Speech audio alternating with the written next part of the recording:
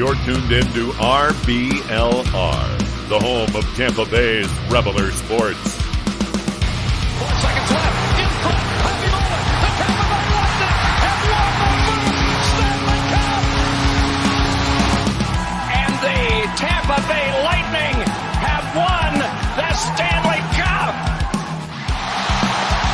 Lightning strikes twice. The Tampa Bay Lightning win their second straight Stanley Cup.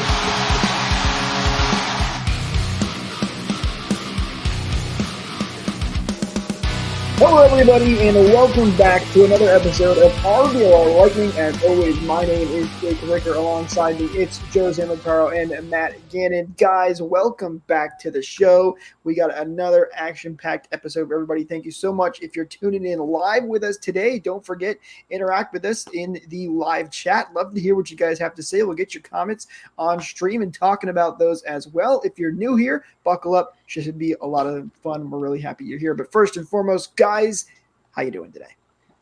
At least we only have 3 games to cover instead of 5 like the last podcast, so we can get into a little bit of minutia, because there's some details that I definitely want to go over in some of these games, and looking forward to getting into it. How you doing, Matt? I'm doing pretty good. We've got an early Morgan alert behind me. Albeit 2 losses, 1 win, a still fun week of hockey. There's a lot to unfold coming up here, so I guess we'll dive straight into it. Yeah, well, first we do have a little bit of a fun news that I do want to get to. I don't know if you guys have been following the new NHL game that is recently, I think it recently came out officially. I haven't paid too much to the new NHL game. A month ago. The new console. But anyway, the new NHL game that's come out. I've actually thought they've done some cool and fun things to update the game. That's usually something you can't say when it comes to EA Sports, but they have. And one of the new things that we just found out, it's not currently in the game yet, but should be coming soon, is they're adding coaches to the game for the first time ever. And we have a picture, if Eureka can throw that on screen for us, of what John Cooper is going to look like in the game. There he is. Look at our guy. A's across the board. A plus, A plus, A plus, A plus, A minus, A plus. The perfect coach. And he's got a veteran's teaching speciality. So John Cooper in the game for EA Sports NHL 25, which is super, super cool. I love that they're putting coaches in the game. Matt, I know we were talking about this before we went live. We don't know what John Cooper looks like in the game, but hey, it's cool that he's at least in there. Yeah, no, I mean, they're 15 years behind the curve. I can't remember how long Madden has had coaches in their games, but oh my God. Yeah, I'm right there with you. It's about time they did. Hopefully he's not as tan in the game as he is on that picture that we threw up there, but man, A's across the board. That record speaks for itself. Hopefully, the face scans and all the coaches look at least pretty good. I know their promo footage with Bruce Cassidy didn't really look anything like him. He looked like one of the other, random generated coaches. But John Cooper, he should be, the next cover athlete of NHL, if you ask me. I can get behind that. John Cooper on the cover. That would be. I was just going to bring up that chat comment, because that's funny. That I stopped playing the NHL games because I just can't get the combinations right. Back when they first introduced the what they call it, it wasn't called a sweet stick, or the skill stick. Yeah, skill stick. You could do like a toe drag, but now it's like 17 different combinations to perform specific dekes, and it moves too fast for me. I miss the days of was that Gretzky 94? Oh, NHL hits or something. Yeah, back when you just pass across for the one time or get set up positionally. Well, you can still do that in a lot of these games where you just pass to the slot. That's how you do it now, and puck pretty much goes in most of the time. I've never been a much of a playing against people. I've always enjoyed the GM modes or the Be a Pro modes, although the EA hasn't touched the Be a Pro for a while now.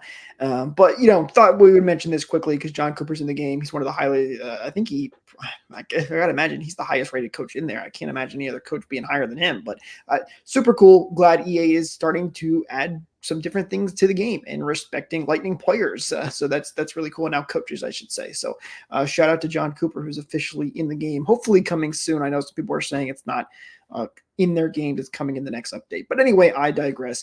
We do have 3 games to talk about. Matt, you kind of mentioned about it. One win, 2 losses, so not ideal.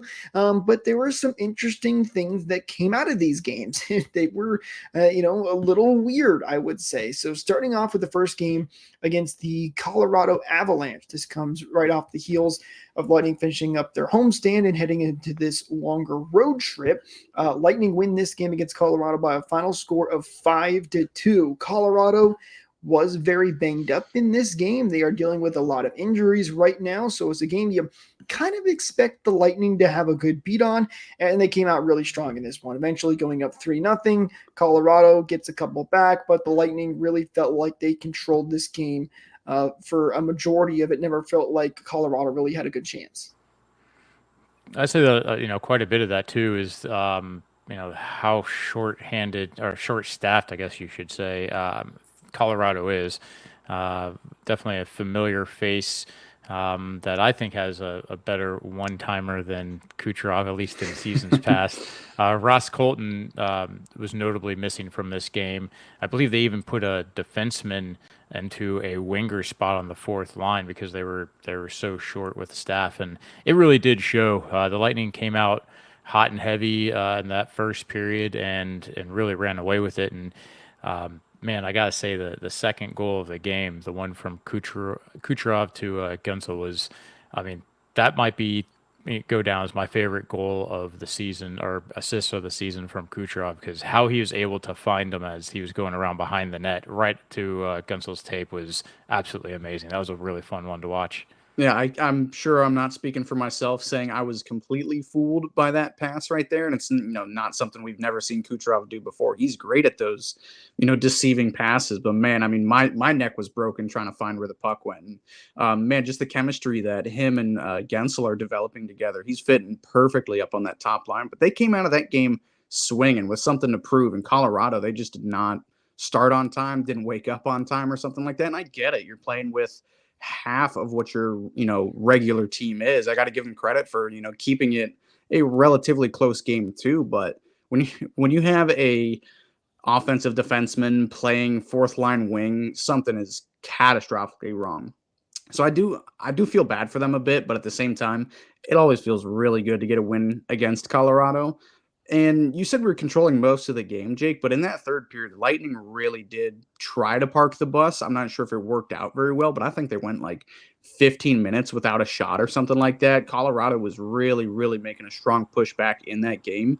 And I can't even say Colorado. It was Nathan McKinnon and Cale Makar. Both of those players were really imposing themselves on the Lightning. Cale Makar especially. He had a really, really terrific game. But, man, I'm happy with the result, but it was kind of a tale of two games. The pushback that the Lightning have been getting late in games is starting to get a little bit concerning. Like, they have trouble closing them out. You mentioned that long stretch without even a shot on. It was 2 shots for the Lightning to 13 for Colorado in the third period there, and it just feels like they're kind of struggling when they get those leads to really play smart defensively and shut teams out. They're bending, but often breaking in the process. It feels like they're just not having convincing wins.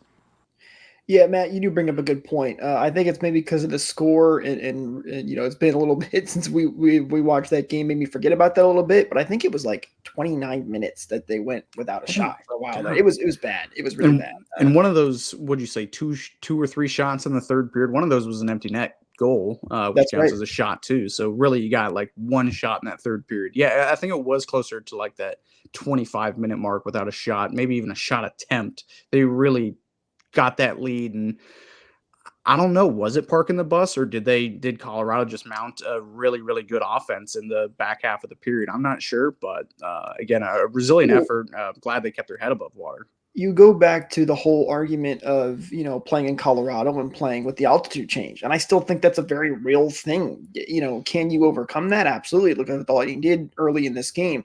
And I think they mentioned it on the broadcast. It kind of felt like those players were getting stuck out there and they were getting tired and they could not keep up late into that game. And that's when we saw Colorado make their big push. Luckily for the Lightning, the defense was able to hold up just enough, and Vasilevsky made some big saves to keep that a 2-goal game. Some of that, too, I think, could be a little bit explained if you look at time on ice. The player that was on the ice the most as a forward for the Lightning with 21 and a half minutes was Hagel. Compare that to McKinnon. He did almost 22 seconds shy of 25 minutes. That's almost half the time on the ice. He took up from his position. Those are Same thing for defenseman Rantanen. numbers. Yeah, exactly. Same thing for Rantanen and Makar 25 minutes. So they had their top players really out there for a lot of the game, which can, if they're rolling and not tired, can make that difference if we're still going through like the lower lines. Yeah, and getting tired is a big factor. You don't want to be having to get tired late in games when you're trying to hold down the fort. I can tell you one thing. One thing that I'm not getting tired of is looking at the awesome merch that we have over on shop.rblrsports.com. Links, as always, are in the description. You can check out the awesome team-inspired merch that we have for the Lightning, Bucks, Rays, Rowdies, you name it, we got it. Again, shop.rblrsports.com and use code BOLTS to get 10% off your order. So don't forget to check that out as well. But Lightning come away with the win. They hold on. They get the 5-2 victory. Very nice to start your road trip off like that. But then the Lightning had to go to Minnesota. And for those who maybe don't know, this is a place the Lightning very, very much struggle.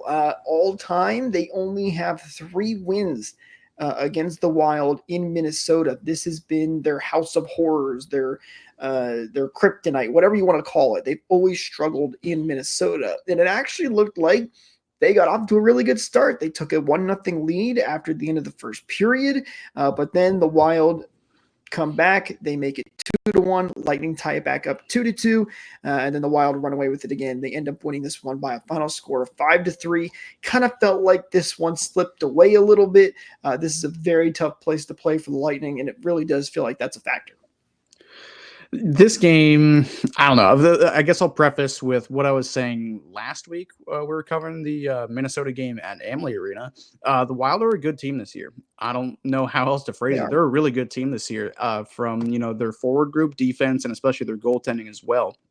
This was a closer, less mistake or more mistake-free game as opposed to the one at Amalie Arena. I thought, again, it was one that did kind of slip away from them. But a couple of things that I did learn, it was, Minnesota is a legit team. They're not just kind of on a heater right now, a PDO bender. They're a really good team. So, it's unfortunate, but, it's hard to contend against a red-hot, white-hot Kirill Kaprizov and Matt Boldy. I'm not too disappointed in this game. I think a lot of that might be attributed to I have a lot of Wild players on my fantasy team, so this one definitely hurt the least of any loss so far. And again, I don't know, didn't really have high hopes, considering that, what would you call it, the House of Horror, the XL Energy Center for us. I was hopeful for a win, but at the same time, given the previous record, would you say 3 wins all time in Minnesota? 3 wins. Not exactly surprised with the outcome, but again, it was one that did slip away. I'm disappointed that they couldn't pull it off, but again, just a white-hot Minnesota team imposing their will on the Lightning twice in a week. Yeah, I mean that's pretty fair. And also, as my notes, I kind of just put that Vasi was just not sharp. There is a few goals that I really would like to have seen him have. One from probably a little bit further away than the top of the circles with a clean look, and he got beat with it was a very well placed, very hard shot. I think that was the Brock Faber goal, but he had a good look at it, and I feel like that's one of those ones you should have. And then I think it was Kaprizov's first goal. Was that the one that bounced like behind Vasi, and then he wasn't able to recover? If you clean up just a little bit, something like that, then you maintain the lead and potentially win the game, because there's aspects of this game that the Lightning did perform very well with. We've struggled to find a consistent look on the power play, and they actually got some power play goals. A couple of them were actually, pretty nice, but to go 2 for 4 on the power play is huge.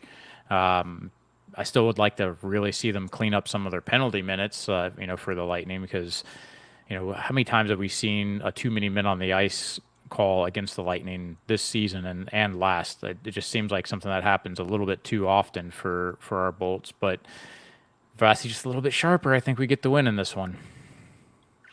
Yeah, close game, tough game. You go back and you look at. Listen, it's superstition when it comes to how many wins you get. You can win. You can win anywhere. You just got to play your game.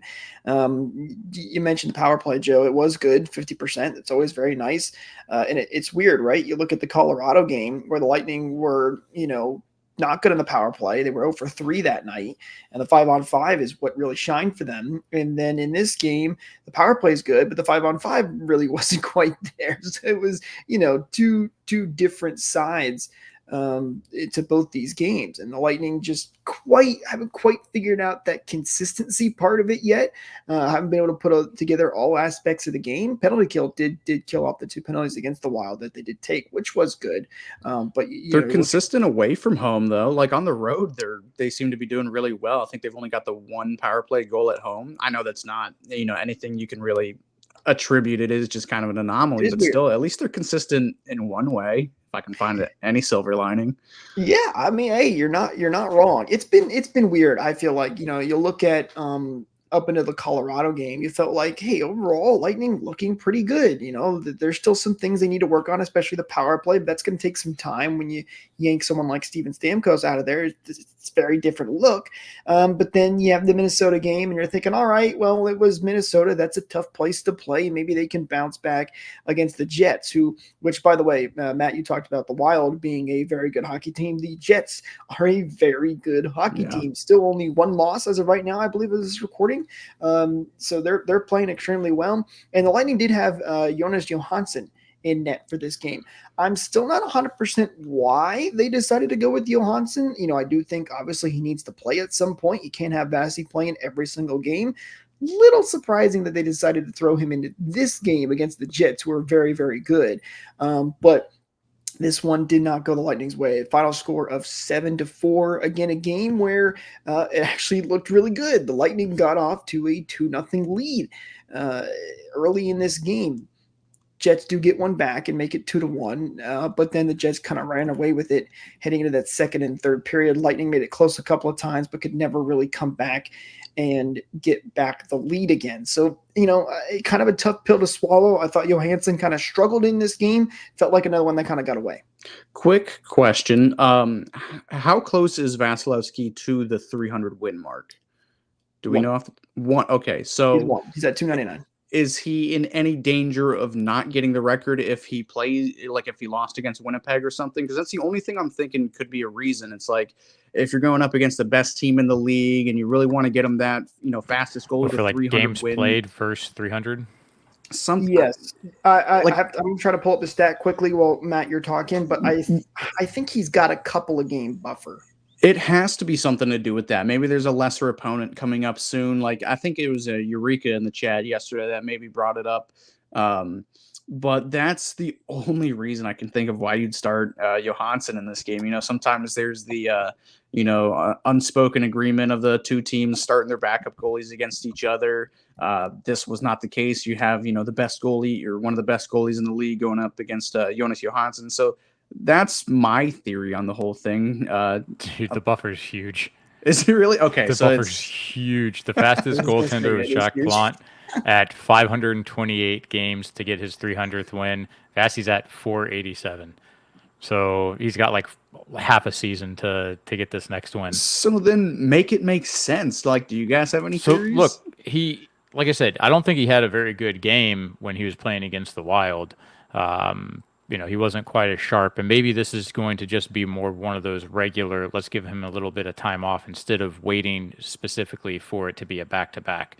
I don't see any harm in giving a game to JJ. I don't think that Johansson was the reason that the Lightning lost the game against the Jets. I think I don't think really it has anything to do with goaltending.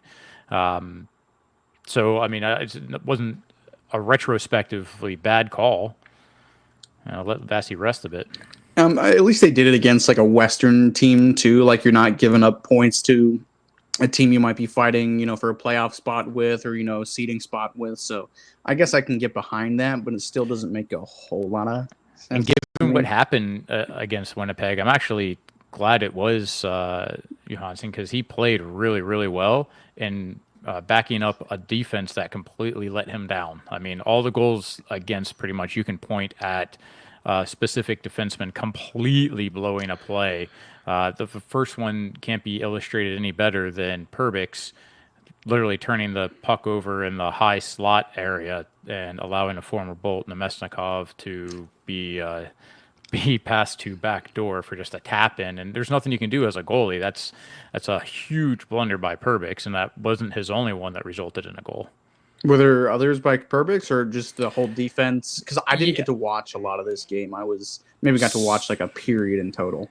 Sure. Yeah, I mean, I kind of missed most of the third myself from my own hockey game, and when I saw the score, I only watched the highlights. I didn't watch play-by-play. But the second goal, you can actually watch. We talked about it last week, watching where the players positionally are on the NHL. Is it on the app or just on the website? But basically, Both. it's a face-off. It's a face-off win that is in our defensive zone, and I think it was Moser was with Perbix, who puts it towards the back of behind the net, which Perbix is just supposed to rim it around as hard as he could, and he got physically pushed off the puck rather than getting to his assigned spot and executing the play he's supposed to. So him not being able to body the forward out and rim the puck around enabled him to basically keep it in and have another play that was, again, passed right into the slot, and nothing you can do, nothing you can blame the goalie on. Yeah, I do. I mean, listen, I think you're right. There's definitely some defensive plays. The Lightning's defense was not good. The next one was even more egregious by arguably our best defensive defenseman, Mac, when he completely whiffed on his pass, which does happen, but then he misplayed the 2-on-1, and I mean, Vassie's not saving that one. No goaltender is. I think we can give Mac his one bad play a year. I think I sent that in the chat. Like, at least that's not a consistent issue. That's just a blunder that'll happen. I agree that Johansson doesn't deserve all the blame. I don't think we can completely take him out of the equation. I don't think he was great. There were a couple of ones, like there was one, I can't remember which one exactly it was. It went right through the 5-hole that I think even he wanted back. So it's tough when you get hung out to dry constantly like that. But you look at Johansson this year, both games he's played in, now 5 goals against. And again, not all of them are on him. You need your defense to play well in front of you, but it hasn't been great. Maybe you'd like to see him step up a little bit more and make some of those big saves, because sometimes you just kind of have to do that even when your defense isn't playing perfect. Like if he lets up 3 goals against, maybe even 4, and they're not all his fault, it can be understandable, but it's constantly getting the 5 mark. He's played in 3 games now, 2 of them 5. The third one was against Toronto, where he came in late after Vassie got pulled. So the Lightning fan base is actually very divided on this, by the way, on Johansson, where you'll literally see 2 tweets back to back of people saying, Johansson needs to go. He's a terrible backup goaltender, and somebody else saying, it wasn't Johansson's fault. He's actually pretty good wrong. today. They're wrong. Straight up, they're wrong. He's had games where he's not going to win you, but you got to play well in front of him. And the one that you're talking about, where it's a 5-hole goal, that was again a blown defensive play, literally allowing on the PK a guy in the low slot by himself with a puck that goes from behind the net out front to somebody standing alone, and he happened to pick 5-hole to shoot as Johansson had to push out. And I mean, Johansson was completely vulnerable on that one. I mean, that's 4 defensive lapses that resulted in plays that were right in front of the net. And yeah, I mean, sure, maybe Vassie makes a huge save on one of those or even 2 of those, but it's hard to really pin that on Johansson, because early in the season he really did have a couple of goals that were just weak. But in this particular game, you gotta. I don't think it's following the pattern. Don't get me wrong. I'm not saying if Vassie played in this game, the Lightning are winning it. No. I mean, the Lightning lost this one by a final score of 7-4. So it's and the Lightning did not play great defensively. So I don't think they win this game with Vassie. I'm just a little hesitant to abstain Johansson everything from this game. That's all I'm saying. And this very small sample size that we do have of Johansson is not great. Again, as we kind of mentioned, it was tough to throw him against a very good Winnipeg Jets team. If he plays the next game with Lightning or against the Blues, I believe, does he do better against them? I don't know. We'll see as time goes on here. We'll kind of figure that out. I'm sure it's something JBB is paying attention to. Does he need to make a move? Does he not? We'll see. Hopefully it gets better. Because I do like Johansson. I've liked a lot of our backup goaltenders. They've just gotten very tough. They have a tough time following up Andrei Vasilevsky. Those are not easy shoes to follow. Who's been the best backup goaltender in the Vasilevsky era? Like, I'm not talking about your favorite, but the best.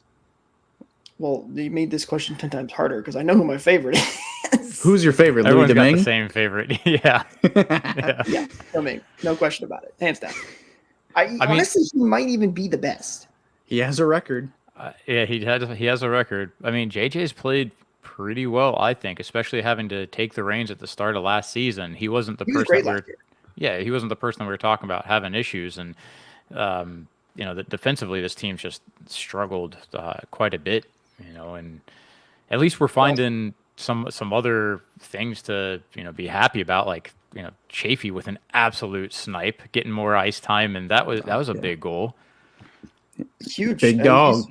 He's been big dog Mitchell Chafee. He's been fun to watch. He's been playing really well. That's good to see the bottom six guys stepping up in this game. You had Brandon Hagel and Braden Point, which, by the way, we should mention this. Braden Point, who scored the second goal for the Lightning to go up 2-0, eventually left the game. There's been no specific reason as to why. I didn't catch anything watching this game as to why he left, but he never came back. Has been held out since. And I believe the Lightning did not practice today. So we don't have really any update right now on Braden Point and how serious the injury is. Hopefully it's nothing major because he's been fantastic. But that is something to bring up as well here. There are rumors. There's rumors that he was holding his groin for the injury, which might be what he had was that 2 seasons ago, where he had his hip groin strain, and hopefully it's not something like that. But I don't know that they said that he's going to be playing in the next game either, though. Yeah, he's currently listed as day-to-day by ESPN, but again, there's been no news, so maybe that's just that's ESPN. So what they. Yeah, that's true. I shouldn't put much stock into that at all, but I didn't see anything in the game either. I know he was, stuck on the bench for a good bit. They had to wait for a stoppage so he can get off, or he stayed on the bench too, even when he wasn't. Even during stoppages or whatever. I think maybe he got off at the intermission or something and never came back to the bench. But I didn't see anything that would have led to an injury or anything. Did you see anything, Joe? I know you said you're seeing rumors. No, I mean, on ice there wasn't anything specific that looked like he pulled something. But I mean, a groin's a funny thing, man. It could just be taking a stride and getting off balance, and you kind of pull it trying to use your edges a little bit. I hope it's not something like that, because those are they suck, man. They just straight suck. Hopefully he's going to be okay, and we'll let you guys know as soon as we know more. And hopefully we'll find out soon from Cooper on what his status is going to be. Hopefully it's nothing serious and he can get back into these games very quickly, because he is playing extremely well right now. Before we get to our 3 stars, I do want to bring up a quick question here that we have from Beverly, asking, do you think the week off coming up will help or hurt after such a long time off? Yeah, so historically, Lightning have not been good when it comes to extended periods of time. And of course, she's referring to the Lightning have, I believe it's actually about a week. Let's see, 1, 2, 3, 4, 5. It's six days off. So they're going to be playing the Blues on Tuesday and then the Flyers on Thursday. And then they have that 6 days off. So we'll see. It's tough to say. Historically, the Lightning have not been good with extended periods of time off. So, did they reschedule the Carolina game? Close. It was Predators. No, it was a Carolina game. The one that got affected by the hurricane. Was it Carolina that was postponed? I thought. Oh, they canceled the other one. The other one as well. That was preseason, though. Yeah, preseason. Predators okay, was so yeah, you're right. preseason. Carolina. Did they reschedule that one? I don't think they have yet, but that seems like a perfect. I'd say I originally when it happened, I heard from some NHL staff that would have been an ideal week for it to be that they're looking at doing it, but I haven't seen an Yeah, that's update fine. on that. What's that? Sorry, I totally get the we had the preseason game that was postponed, and then there was we were supposed to have It was a back to Carol. back Yeah, for the season. Matt's right. It's Carolina. Yeah. But that might be. I mean, you'd think that they'd already have it scheduled if If they're going they to you put it haven't into that announced it gap. yet, then I doubt it fit in that Lightning gap. never play well after a break. It seems. I always am optimistic with time off, healing injuries, and getting a little bit of extra rest. But they always come out just dull, always dull after a break. So Beverly, I don't I don't like the break personally. This team always continues to prove me wrong. So although I'm agreeing with Joe, I hope they prove me wrong and, say, hey, actually, we're fine after this break. And, maybe it's a good thing for Braden Point if he doesn't play these next 2 games and he gets, an entire week off resting, healing up, whatever it might be too. It might be a bit of a blessing. I don't know why we're having a bye week so early in the season. I'd rather it be maybe mid-season or something like that. I know that there's the All-Star game and the Four Nations face-off too, so I guess, but I don't know why it's in like the first or second week of November. That's NHL exceptionally schedule for early. you. Yeah, true. Because the Four Nations face-offs in February, so that's not happening right now. But it's weird. I don't know, Joe. You bring up a great point. This would be a great time to play that Carolina game because letting have such a big gap. Will they do it?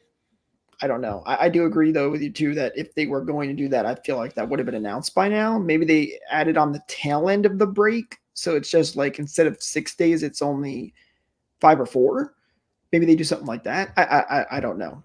But it's historically not been great for the Lightning. Hopefully, they will be able to turn that around though and come out even stronger. I'd say maybe the one Yeah. positive out of it is that they are playing the Jets, who are a very good team. I always feel like the Lightning play worse against bad teams. So maybe getting to play such a formidable opponent, they'll actually come out with some pep in their step. It's at home too, so back home with the Amalie Arena faithful, so that could be a boost too. Bevan says power play practice and penalty kill practice and face-offs. Yeah, that would be a good thing to work on. Can we talk about special teams for a little bit here? Let's talk about special teams, Joe. I think that our PK has been great with 2 specific players on the ice, and that's obviously going to be Sorelli and Hagel. They're amazing, but outside of that, man, our PK is not great. And I had a stat pulled up here earlier. Let's see, our penalty kill is right at 24th in the league at 73.2%. Our power play is hovering right around 20%, which obviously we really only have a threat that's Kucherov on the one side. You can't feed it over to a Stamkos that doesn't exist anymore, but you want to have those 2 numbers add up to over 100% to be basically average in the league, and we're well below that right now. The thing that's most troubling, however, is we are right now 4th in the league for penalties taken. So we're at 141 penalties in minutes, with the top being 159, Boston Bruins. But 4th in the league when you have a struggling PK is a definite recipe to allow those special team goals against. Does Jeff Blashill run the PK? I don't think he does. I wonder Because what I his believe coaching there's a grade. special teams coach. I can't remember off the top of my head who it is. Well, I know Halpern runs the power play, but I don't know if he does both. That's true. I don't know. Yeah, I mean Hagel and Sorelli, those 2 guys are the coach's dreams right there. You don't even really have to coach them. You just wind them up, send them out there, and let them do what they do. But it's the defenseman and the second penalty killing unit of Glendening and Gergensons, I think it is, haven't really been doing a whole lot for me. I think Glendening is really starting to kind of pick his game up, and it's hard to follow the year he had last year as well, just him as a player, not even on the PK, because he's getting old. Gergensons is also pretty old, and it's hard to compete with guys like Sorelli and Hagel together. They've just, they're such an imposing force on the penalty kill too. So I'm not sure if it's just a streak of bad luck. I still feel like it's pretty early in the season to be I mean, I can't criticize it, but to say that it's like a problem yet, you're not going to win the Stanley Cup, just solely on special teams. I'm glad the 5-on-5 play is stepping up too. But yeah, the penalties are getting out of hand. I don't know if it was an issue last year. I think 2 years ago, just the unnecessary penalties, the roughings, the too many men, the instigating penalties and all that. They're just kind of silly, unnecessary, unneeded penalties. A lot of them aren't, goal-saving penalties or anything like that. They are just kind of unnecessary. What is worth, we were fourth last season as well. Fourth overall in for most penalty taken. minutes. Penalties. So Matt, I'm not. Sorry, I have the answer to your question, by the way, for this is according to a website I found for coaching. It's so for power play, it is both Jeff Halpern and Todd Richards. And then for penalty kill, they have listed Derek Lalonde and Todd Richards as well. So that's out of date. Yeah, a little bit. That's I don't know. That's what it says. It's a present. So For what it's worth, it looks like in 2019 to 2020, we were tied for third most penalty minutes. The next season, we were number one in 2020, 2021. 22-23, we were third. So this has traditionally not been a very disciplined team by any means, but we've typically had a penalty kill that was a little bit better. Like last year, we were killing at 83%. The year before that, we were killing right around 80%. And our, the 2021 season, we're at 84.2% despite taking the most penalties. Who cares? Because you're, probably getting away with some stuff too, but then we're killing it off. We're just not killing it off and still being undisciplined. I think a lot of that gets attributed to Pat Maroon. Like, he would, air quote, fight every other game, every game. Intense hugging. Patented hugging matches and that. We're not getting a lot of that this year. I know Mikey Asamont had a great fight against Jacob Lauko in the Wild game, which was a great fight. Mikey really beat the brakes off him there. But I think a lot of it is just these unnecessary, uncalled for, dumb penalties. This was last week, I think it was. I think, Joe, you liked this play, or somebody liked this play, but it was Lilleberg after a clean hit on Zemgus Girgensons. It was a clean hit. Girgensons got right up. It was fine. He got himself in the play. And Lilleberg, I get it. You're kind of losing your spot in the lineup. I don't think he's been playing great, and you're standing up for your teammate. I like it.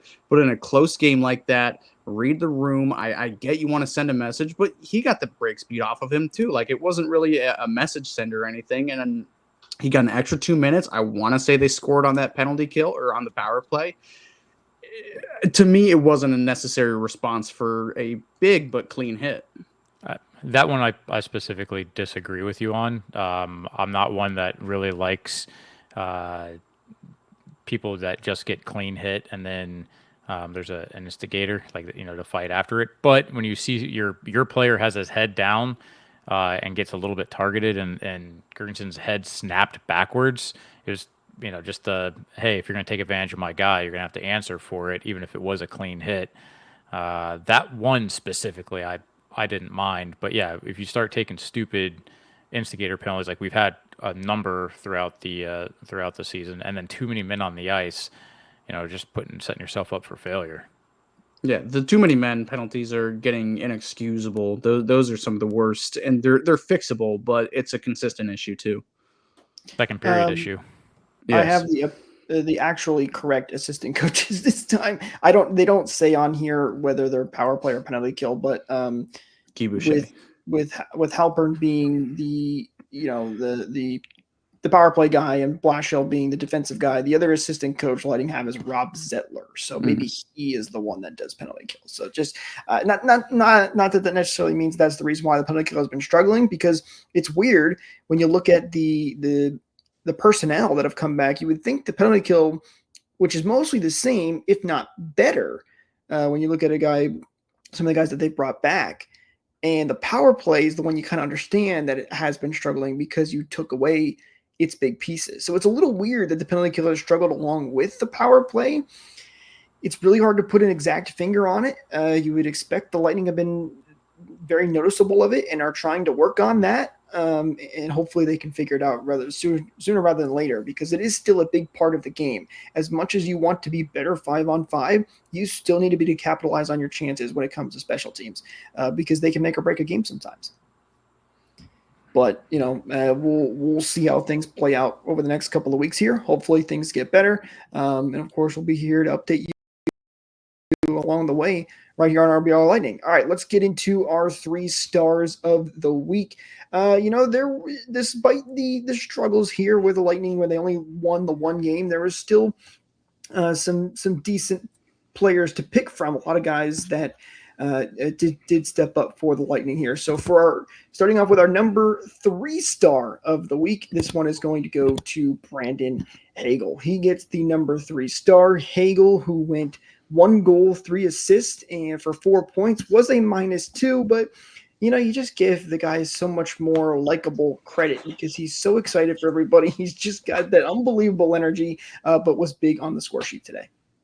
He's a golden retriever energy kind of guy. I feel like he's also somebody that's just popping up on this list. It seems like every week, every other week, kind of running out of words to say of just how good and how complete of a player he is. One thing that I want to point out is I saw a mock Four Nations lines roster today, and he was slotted in one of the spots. I'm not sure if that'll actually happen, but if Canada wants to actually, have a good team, I think Cooper's the coach and JBB is a GM or assistant GM for the team or something like that.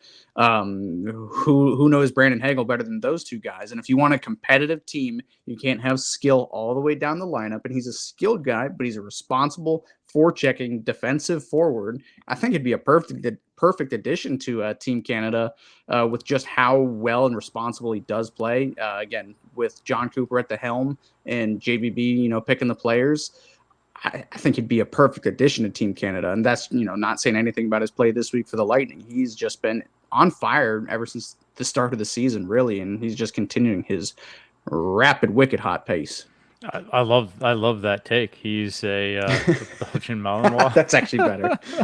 I love that take, and I mean he's great as on the second line, actually producing really, really well. Our second line that was relatively anemic last year, but can you imagine him on a 4th line on a really stacked team, and that's the guy that you're sending out to kill penalties? I mean it's not like someone that you have a wasted spot when it comes to talent on 5-on-5 either. So I mean that is a great selection for if he gets slotted in. He was in on a play that I mentioned the Kucherov to Guentzel play earlier. My second favorite play of the week, I'd say, was the 3-on-1 with Geekie. And the way they just went tic-tac-toe with Cirelli and Hagel and Geekie all passing to each other as he was 1, 2, 3 actual passes on the 3-on-1, which is rare to see that much puck movement. That was great. Hagel was in on it and really helped to complete that play. He's a dynamic player that's making the team around him better, and it's having him and Cirelli full time, man. I keep saying it over and over again. They kind of got an anchor off their line that they had last season, and now they're flying. Who is the anchor? Was that Connor Sherry? It began with an S, but it wasn't Sherry. Oh, 5 points in 11 games, a -9. His second goal was a fluke as well. Total of 4 power play points. Yeah, I'd say that we're doing pretty well with what we have on our second line now. Spicy. Anyway, so the bagel shop has been open, and it's been very, very fun to watch once again. He's been absolutely fantastic. Love always seeing him thrive. But for our number 2 star, it's the guy that replaced the guy that's name started with an S. And, of course, that is Jake Guentzel, who gets our number 2 star of the week. And you know what? Guentzel has been very, very good with the Lightning. 3 goals, 1 assist for 4 points this week, and was even on the plus-minus category, so that's always nice to see. Remember, they brought in Guentzel to improve the 5-on-5 play that Stamkos was so terribly awful at. And he's done a good job of it. Listen, you're playing with Nikita Kucherov, and that's always very helpful. I mean, I think even Guentzel was surprised on that 1 goal that we talked about. Matt, you said you your head almost snapped off trying to just watch the play. But he's been very good. He's been scoring goals, which has been great. There's been a couple of plays he's still trying to find his way in, but if this is the low bar, I can't wait to see where his high bar is. He's been great for the Lightning, especially this week. I can only see him getting better throughout the season. I know he usually hovers around a point per game. He's a lock for at least 30 goals if he can stay healthy. But, man, at the rate he's going, I only see him improving. He's got off to a wicked start on a brand new team with brand new line mates.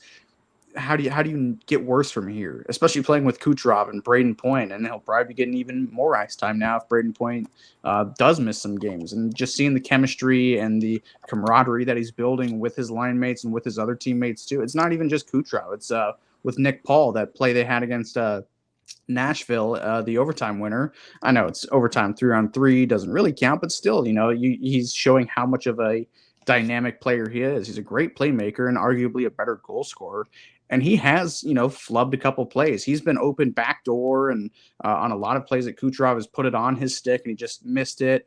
There was one play where he was doing a wraparound and his stick got caught on the post or something. He could totally have close to 10 goals right now if the puck hopped a different way. So I only see the puck going in a little bit more for the guy if he can just continue playing the way he's playing. The sky's the limit for Jake Guentzel, and again, just a terrific all-around player. He's not a defensive liability, albeit even on the plus minus sheet this week he had 2 losses and 2 pretty sizable losses too. So to be even on the plus minus and still putting up points and goals, what a player.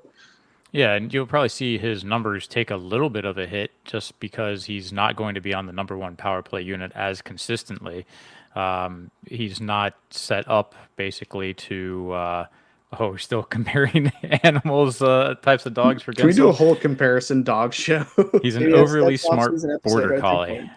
Yeah, that's good. And I mean, border collies do play the role of both keeping everybody herded together and protecting the flock. So maybe that's protecting the puck from going inside the net. And he does play that 5-on-5 game beautifully. But my point about on the power play, you're not going to see as many points this season out of him on special teams just because he's not going to be the recipient of as much of that time. It just isn't set up for him to be utilized as much. But with that, I still think that he has the potential to put up a career season for points. Right now, he's got 13 points in 12 games. His best season, he had a total of 84 points. So he's technically on pace to surpass that already. Yeah, he's been fantastic. Listen, I want it made clear too. Like, I was very excited when Guentzel joined the team. He's a great player, and he's proved it here. He's been fantastic. The Lightning wanted to improve their 5-on-5 play, and they've done that, especially with Jake Guentzel. And he's off to a great start. Hopefully, it only continues here, and he can break some of his career highs with the Lightning when it comes to points, especially playing with Nikita Kucherov. It should be a very doable thing to do. I also want it to be noted that Jay Guentzel is the only player I have on my fantasy team on the Lightning. So I really need him to have a great year. And so far it's working out real nicely. It's been very nice. Just waiting for the sound effect. Got the ding in there for Matt's fantasy team. All right, time for our number 1 star of the week. And for the second time this year, it's not Nikita Kucherov. We always joke about it's Kucherov's 3 stars of the week. And Kucherov was very good this week. He definitely could have been on there. 2 goals, 4 assists, 6 points for him. But our number 1 star of the week is going to Braden Point, who had 2 goals, 2 assists for 4 points, and was a +2 this week. So fantastic job by Braden Point, really coming through 5-on-5. He scored a couple of power play goals as well. Braden Point, once again, it was a bummer that he got injured in that Jets game. Hopefully he's going to be okay because he was the number 1 star of the week in what was kind of a tough week for the Lightning. Yeah, I'm looking forward to seeing what Beverly's comment is now with what breed we have for a Braden Point. But his power play goals, I mean, they come from one spot, and we've seen this for seasons now. Kucherov hitting him in that bumper position, and then he happened to have a fantastic rebound come right to him that he buried as well. And I just don't understand how he's not covered constantly. Even in, was it the I think that was the Colorado. Which game was it? Maybe it wasn't. Maybe it was the start of the Winnipeg game that he found Kucherov in the slot for the first goal. Colorado. The first goal. That was a Colorado game. I believe so. Yeah. All right. Well, he found Kucherov wide open. He's got vision. The chemistry that those two have together, is outstanding. And he's man. I hope this injury doesn't slow him down because he's been really dynamic for us. He has been good, but the only thing that I can kind of say I'm disappointed in right now, and Brian Engblom was saying this in the Winnipeg game, was he's not shooting a whole lot. His shooting percentage is extremely high right now. I want to say it's in like the 30s or 40s, but it's really Kucherov making 38. 38%. Wow. That is going to come down, whether you like it or not. That is an extreme amount. And he's not shooting a lot, but the puck is going in. So I'm not really going to complain. But I wish he would shoot the puck, especially on the rush, a lot more. I wish he would kind of try to split more defenses, use his speed. That's his best asset, next to his shot. He's got a really great, underrated shot as well that he's really only using when he's between the hash marks. I'd like to see him shoot from a little bit further out, even if it doesn't go in. Worst case scenario, you get a shot on net. But best case, it's a goal, and in between, you get a rebound or some kind of chaos. I feel like they're being coached against that. So I feel like they're looking more for controlled entries, especially with that line, rather than just trying to get volume of shots on, control play a little bit. But I could be wrong. It feels that way because I agree with you. It looks like he's got a chance to take a shot, drive the net, but he's not doing it, and it's a lot more of opportunistic chances. Well, see, when he holds onto the puck and, goes behind the net and, keeps possession instead of just doing that curl back once you, gain the blue line and you push your defenseman back and then you try to find, your trailing wingers, it doesn't seem to work a lot. And then as we look back to that Colorado game where he does actually bring the puck in, he goes behind the net or to the net or something, he finds Kucherov wide open in the slot. Yeah, it's not going to work 100% of the time, but you're pushing everybody that much further into the zone. You're using your speed to really throw people off balance, especially when you've got changes of speed, a slowly moving in invisible Kucherov, who he's always going to be playing with. There's more versatility to his game than, just being planted in front of the net and having Kucherov feed you the puck. So I guess that's what I'm saying. This is really more of a Braden Point roast than it is me complimenting him as our first star of the week. But there's so much more to his game that I don't think is being utilized correctly just yet. Well, and maybe, it only gets better from here as they do start to utilize that other part of the game that you're talking about, Matt. A point for my money has the goal of the year for the Lightning right now, and that amazing one against Nashville where he just danced through a couple of defenders into the net and scored. That was a fantastic play by him. This may be goal of the year league-wide. It certainly could be. It's definitely up there right now, that's for sure. I do have a comment here from Daniel as well. Actually, he commented right a second time before. This is not the one I wanted to pull up. Most of his shots have come on the power play as well. So, yeah, Point's been good. But, okay, I need to go back to the other comment. I didn't read it, and Joe is just laughing. Possession in the curl is more important than that going in 1-on-4 by yourself. Teach me about the curl. Joe. Okay. You want to take 30 seconds on this real quick? 45. My interest has been piqued because I had no idea. So I basically coach on Saturdays, and one of the things that I teach the players is trying to think through your entries in the zone as you're crossing into the offensive zone. And basically, I kind of tell them to have a 5-step process when you enter the zone. The first thing you're going to look for is, are you able to beat this defenseman clean going straight to the net? If you can beat him with speed, by all means, that's your best opportunity. The second thing is you look to the inside and see if it's got 2-on-1 or if you've got a passing option. The third thing that you do is you immediately, if you're not going to be able to beat him to the net and you don't have the passing option, you curl. The reason that you curl is because you're hopefully going to have a trailer that's coming in. You then look for the forward trailer. If you don't have a forward trailer, that's your third option to push it to your forward trailer. You look to see if your defenseman's coming up to the point to be able to hit him to him. And if not, you finally dump it back down low and start the cycle. Or at that point, it's probably a 1-on-4. You just dump it down low and reestablish your forecheck. the curl is one of the hardest things to remember as a forward because you see the net and you want to go right after it, but it's extremely successful especially at lower levels, of pushing everybody backwards and opening up players coming in. So he's kind of making fun of me a little bit because I constantly am yelling at the guys, curl, come back. But it's very effective, and you see it with Braden Point all the time, how he's used it in the past, and to almost to a downside, as you're pointing out, Matt, where he's not getting as much penetration. Joe, this is twice in 2 weeks where you have so eloquently described something that my caveman brain just cannot quite get a grasp of. So thank you again for that. Caveman brain. When do we get Joe to the NHL? Get on the Lightning coaching staff. Get him out. Yeah, you could be the Lightning's D coach. Our power play and penalty kill. Can't do much worse. Joe to the NHL. Well, there's your 3 stars. Joe Blashill. Braden Point taking home. Don't do Joe like that. How dare you, Matt? But Braden Shave Point, your head. The number 1 star of the week. Now, we kind of already hit on a little bit, but just a quick look ahead here for the Lightning. The St. Louis Blues is the next game for them in St. Louis, which is tomorrow at 8 p.m. Eastern, and then they will be taking on the Flyers on Thursday, November 7th at 7:30 p.m. That game is in Philly, and then we have that long break that we talked about earlier in the show with the Lightning taking on the Jets Thursday, November 14th.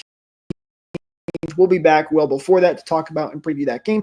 But so 2 games coming up here for the Lightning against the Blues and the Flyers, and trying to end things off on a positive note after what was, I don't want to say a rough, but maybe a little more disappointing end to the last couple of games here before this latest episode.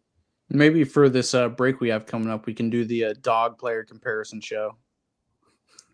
Yeah, maybe we can. I think that was a popular couple of comments there by way. You know what kind of dog Bogosian is? A unicorn. Oh my God. You know, Christmas is coming up. I'm gonna look for what are they called? A fathead, for your wall. See if they have a BOGO fathead that you can, maybe on your ceiling.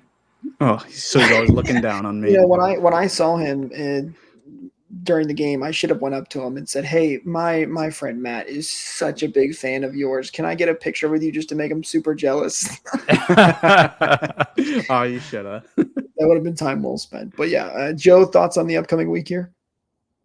I mean, I'm going back to an old trope from last year. Let's clean up some of the mistakes that they're having. See if we can't get 2 potential wins because we're playing a 8th in the Metro Flyers. That's a game that, I mean, they gotta be able to work on some things. And then the Blues are struggling. They're right at 500. So I mean, I just want to see them get rid of some of those mistakes that we saw, and especially in that Winnipeg game, and get back to structured hockey. And I'll be happy with a low scoring game if they can do it that way. I prefer a low-scoring game. Again, like you're saying, Joe, just strong third period, strong second period too. No dumb penalties. I mean, both of these are games that you should win, which is a comment that always seems to bite me. But these are games that you should win. You really got no reason to lose these. I know you're on the road. Is the Philly game in Philly or at Amalie? No, and Daniel corrected me on this. It's home versus Philly, so I apologize. Perfect. Misspoke. Daniel. Okay, you know what, you guys, listen. I always wait for that comment from Daniel that kind of gets me a little bit, and I was worried we weren't going to have it this episode, but he corrected me. Don't worry, on that. I took it this episode.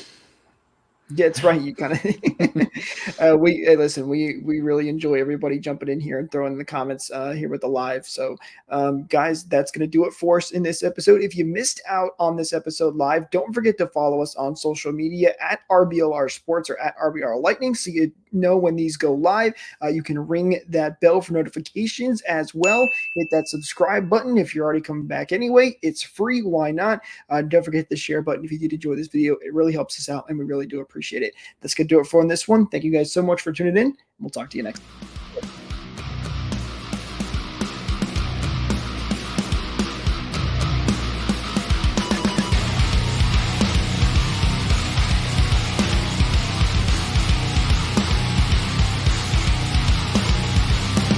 Thank you for tuning into this presentation by RBLR Sports. On your way out of the stadium, please remember to like and subscribe.